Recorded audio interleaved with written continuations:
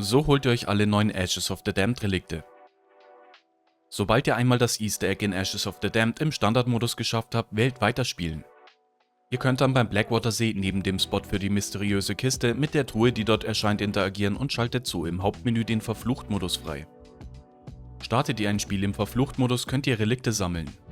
Die Relikte sind dazu da, das Spiel auf verschiedene Arten schwieriger zu machen, wodurch ihr aber je nachdem, wie viele Relikte ihr aktiviert habt, neue Optionen im Spiel freischaltet. Aktiviert ihr so viele Relikte, dass Stufe 1 freigeschaltet ist, könnt ihr euch die goldene Panzerung kaufen.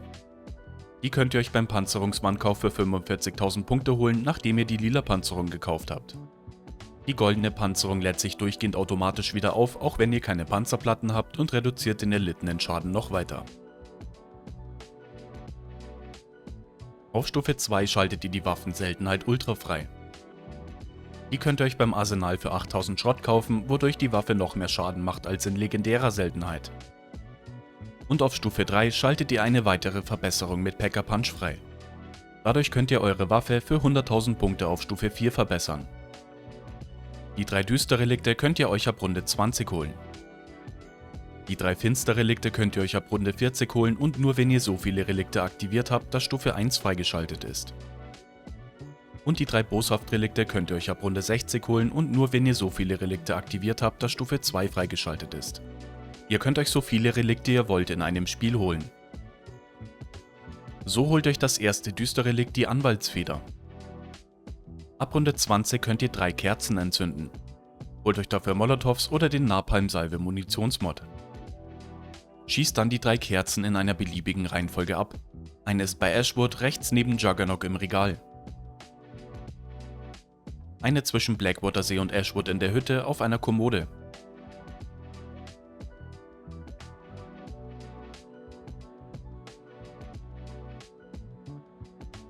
Und eine bei der Vandorn Farm oben im Bauernhaus auf dem Nachttisch neben dem Bett.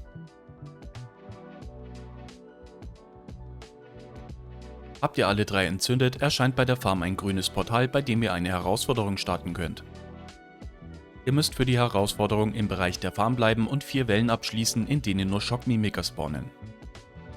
Habt ihr eine Herausforderung geschafft, werdet ihr zurück teleportiert und erhaltet das Relikt als Belohnung, das ihr dann im Verflucht-Modus auswählen könnt. Wenn ihr die Anwaltsfeder auswählt, erscheinen öfter Objekte, die sich als Ausrüstung tarnen und zu einem Mimiker werden, wenn ihr zu nah rangeht oder es anschießt. So holt euch das zweite düstere Relikt, den Drachenflügel. Ab Runde 20 erscheinen zwischen dem Spawn und der Farm, wenn ihr mit dem Jump-Pad springt, 3 lila Kreise. Schießt sie in einer beliebigen Reihenfolge ab und ihr hört Mr. Peaks lachen.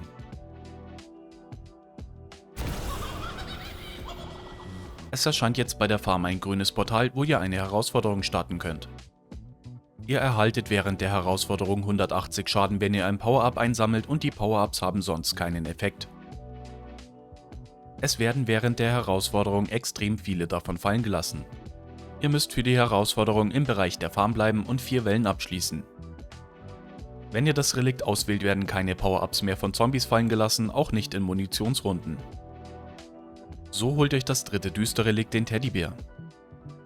Nehmt euch als Feldaufrüstung den Ätherschleier mit Extraladung und Koop noch Gruppenschleier mit. Als Kaugummis Ladespezialist und Kraftfass. Für die Prüfung ist Instakill noch hilfreich. Schaltet dann Packer Punch frei und baut euch die Necrofluid Handschuh Wunderwaffe und wertet sie am besten auch bis Runde 20 zweimal auf, die hilft euch bei der Prüfung.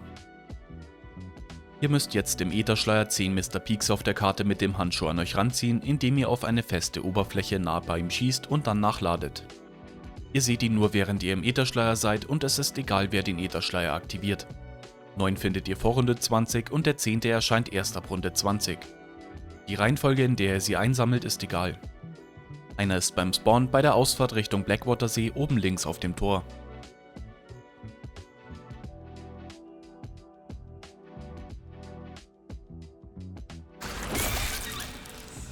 Einer bei der Farm bei dem Silo oben rechts auf der Plattform.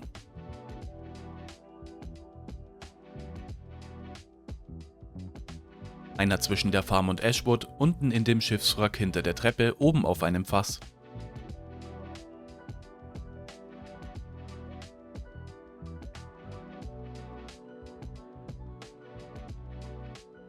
Einer, wenn ihr vor der Garage in Ashwood steht, in der Kirche auf der oberen Etage.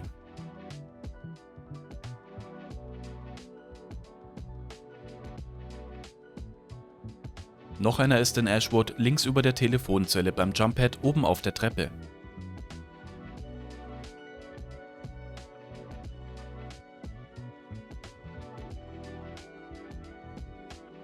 Einer ist zwischen Ashwood und dem Blackwater-See oben rechts auf dem Holzlager.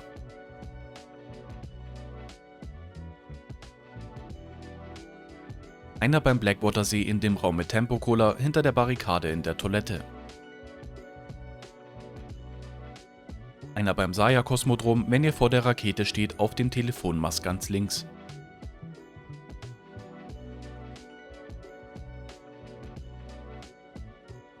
Noch einer ist im Saya-Kosmodrom links von der Werkbank hinter der Barrikade auf der Maschine. Und der letzte taucht ab Runde 20 bei Ausfahrt 115 auf und ist, wenn ihr auf dem Dach mit dem Spot für die mysteriöse Kiste steht, oben links auf dem Schild bei der Straße.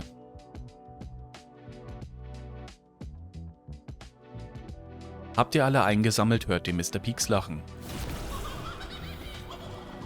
Jetzt könnt ihr bei der Farm die Herausforderung starten, während der euch jeder Schuss 100 Punkte kostet. Nehmt euch also am besten Kaugummis wie Instakill, eine Abschussserie, Primärgranaten und Waffen, die mit einem Schuss viel Schaden machen, wie eine Schrotflinte, ein Scharfschützengewehr oder eine Wunderwaffe mit. Bei der Herausforderung müsst ihr 4 Wellen im Bereich der Farm abschließen. Wenn ihr das Relikt auswählt, ist die Zeit beim Rundenwechsel um 75% kürzer. So holt euch das erste Finsterrelikt, die Vrillkugel. Ihr könnt alle Finsterrelikte nur finden, wenn ihr den Verflucht-Modus startet und so viele Relikte aktiviert habt, dass Stufe 1 freigeschaltet ist. Nehmt euch für die Herausforderung am besten die Kaugummis Maximale Munition und Instakill mit. Baut euch am besten den Necrofluid-Handschuh und verbessert ihn 3-mal mit Pack-a-Punch, da ihr euch während der Herausforderung nichts kaufen könnt. Ab Runde 40 spawnt ein Doppelgast und jede Runde spawnt auch wieder ein neuer.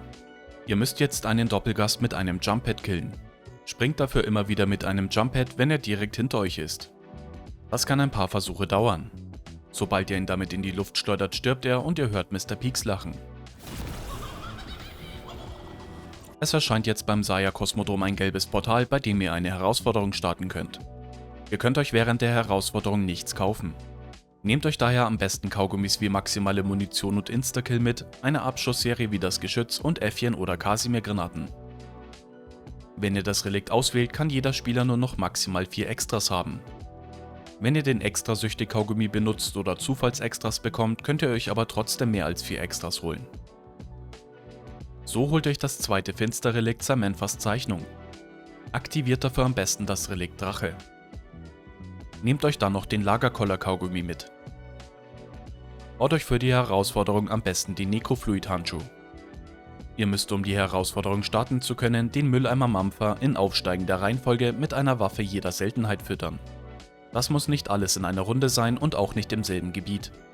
Sucht also den wackelnden Mülleimer. Den gibt es in jedem Gebiet der Karte einmal, aber es wackelt immer nur einer, den ihr dann füttern könnt.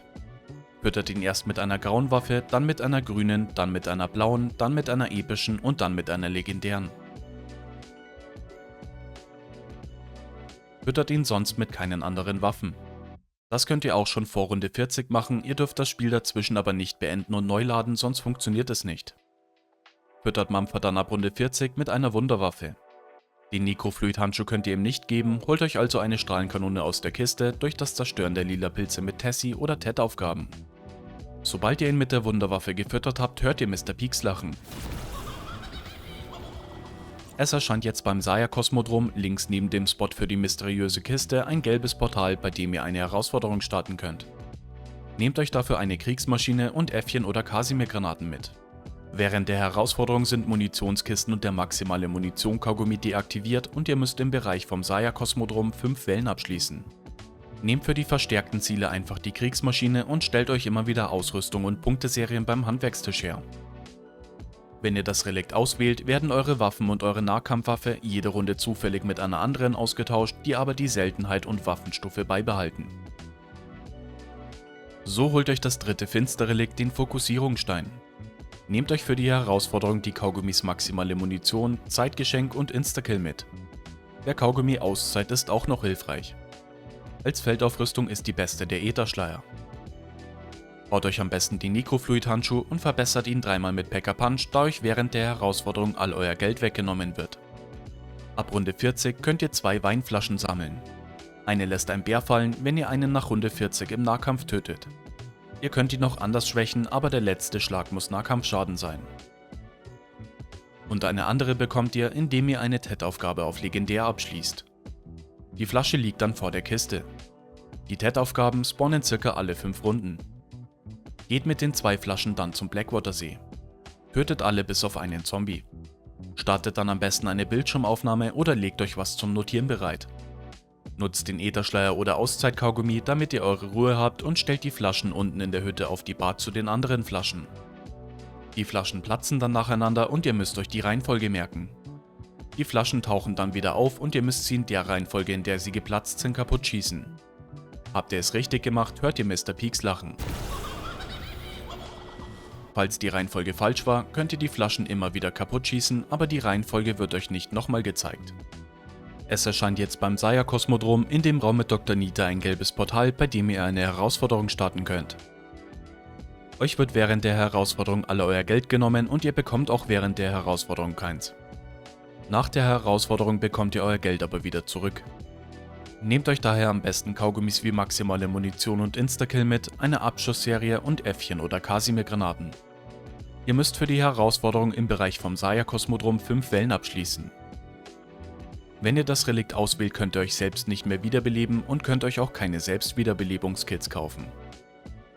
So holt euch das erste Boshaft-Relikt den Bus. Ihr könnt alle Boshaft-Relikte nur finden, wenn ihr den Verflucht-Modus startet und so viele Relikte aktiviert habt, dass Stufe 2 Waffenseltenheit Ultra freigeschaltet ist. Aktiviert dafür am besten die Relikte Drachenflügel, Teddybär, Vrillkugel und Fokussierungsstein.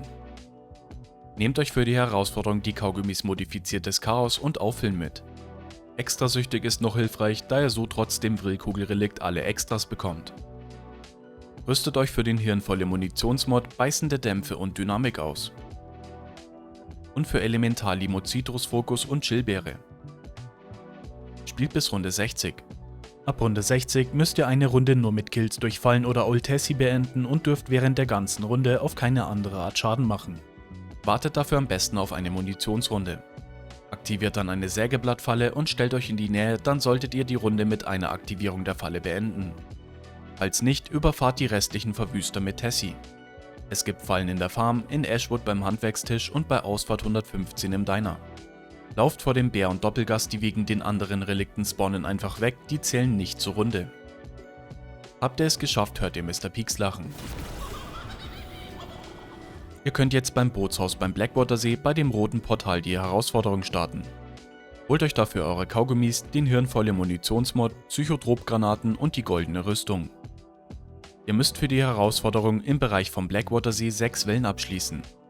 Während der Herausforderung können Zombies nur durch hirnvolle Zombies getötet werden. Lauft einfach Runden und schießt immer wieder in die Menge. Mit dem Kaugummi auffüllen laden sich eure Granaten für 5 Minuten mit der Zeit wieder auf und ihr könnt euch auch welche im Werkzeugschuppen beim Handwerkstisch kaufen. Wenn ihr das Relikt auswählt, regenerieren Feinde Gesundheit. So holt euch das zweite Boshaft-Relikt den Drache. Aktiviert dafür am besten die Relikte Drachenflügel, Teddybär, Vrillkugel und Fokussierungsstein. Nehmt euch den Ätherschleier mit Extraladung mit. Rüstet Koop-Gruppenschleier und Solo-Äthersprint aus. Bereitet euch 2 Kaugummi-Pakete vor. Eins für den Bosskampf und eins für die Herausforderung. Eins mit Kraftfass, Regentropfen und Schildbürger für den Bosskampf. Extrasüchtig ist noch nice, da ihr so trotz dem Vrillkugelrelikt alle Extras bekommt. Und das Paket für die Herausforderung mit Auffüllen, explosiver Abschluss und modifiziertes Chaos und wunderbar.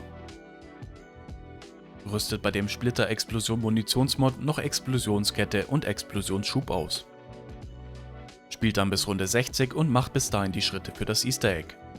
Holt euch am besten die Strahlenkanone und behaltet den Necrofluid-Handschuh. Ab Runde 60 müsst ihr den Bosskampf abschließen. Nehmt dafür auf jeden Fall die Kaugummis zum Ätherschleier auffüllen und die goldene Panzerung mit. Schließt dann den Bosskampf ab. Beim Bosskampf im Verflucht-Modus spawnen die grünen Pilze immer nur nach einer Immunphase und es spawnen zwischendurch noch vereinzelt Bären. Einen ausführlichen Guide für das Ashes of the Damned Easter Egg findet ihr in der Beschreibung. Habt ihr den Bosskampf geschafft, geht auf Weiterspielen und ihr hört Mr. Peaks lachen. Es erscheint jetzt beim Blackwater See rechts neben dem Vordereingang der Hütte ein rotes Portal, bei dem ihr eine Herausforderung starten könnt. Während der Herausforderung nehmen Zombies nur durch Explosionen Schaden. Nehmt euch dafür am besten die normale Strahlenkanone, den Necrofluid-Handschuh oder alternativ eine Waffe mit dem Splitter-Explosion-Munitionsmod mit. Holt euch dann noch eure Kaugummis, Granaten und Äffchen und startet die Herausforderung. Ihr müsst für die Herausforderung im Bereich vom Blackwater See 6 Wellen abschließen. Nutzt viele Äffchen und ihr könnt euch auch welche beim Handwerkstisch im Werkzeugschuppen nachkaufen. Passt aber auf, die HRZ-Ziele und Bären ignorieren Äffchen. Lauft sonst Runden, schießt vor euch mit dem Necrofluid-Handschuh auf den Boden und macht den stachelüberladen Angriff. Nehmt sonst die Strahlenkanone, die ist stark gegen die verstärkten Ziele. Wenn ihr das Relikt auswählt, sind alle Munitionskisten auf der Karte deaktiviert. Und so holt euch das dritte Boshaft-Relikt, die Blutviolen. In Runde 20 spawnt ein klingelndes Telefon auf der Karte. Ihr hört es schon, auch wenn ihr noch ein Stück weit weg seid. Ihr findet es an einer von 9 möglichen Positionen. Ein Spot ist beim Spawn im Raum mit Schnellwiederbelebung auf dem Tisch. Einer bei der Farm, wenn ihr ins Bauernhaus vorne reingeht, links auf dem Tisch. Einer zwischen Ashwood und Blackwater See, kurz vor der Einfahrt zum Blackwater See in der Hütte, unten vor der Treppe auf dem Tisch. Einer beim Blackwater See hinten im Werkzeugschuppen. 2 sind in Ashwood. Einer, wenn ihr vor der Garage mit der Seilwinde hochfahrt, links in dem Gebäude auf dem Tisch. Und einer in dem Handelsladen auf dem Tresen. 2 sind bei Ausfahrt 115. Einer in der Garage, links von Todesdakiri in dem Shop, rechts vor dem Ausgang. Und einer im Diner auf dem Tresen. Und ein letzter beim Saya-Kosmodrom im Kontrollraum neben dem Irrlicht-T-Extra. Haltet beim Telefon die Aktionstaste gedrückt, bis ihr ein Geräusch hört und es verschwindet. In Runde 30 spawnt das nächste klingelnde Telefon an einer der 9 möglichen Positionen. Das nächste spawnt in Runde 40, dann in Runde 50 und dann in Runde 60. Interagiert immer damit, sobald es spawnt, und habt ihr 5-mal das klingelnde Telefon aktiviert, hört ihr Mr. Peaks lachen. Es erscheint dann beim Blackwater See in der Hütte ein rotes Portal, bei dem ihr eine Herausforderung starten könnt. Während der Herausforderung machen eure Waffen nur halb so viel Schaden wie sonst. Wenn ihr das Relikt auswählt, sind alle Augmentierungen deaktiviert.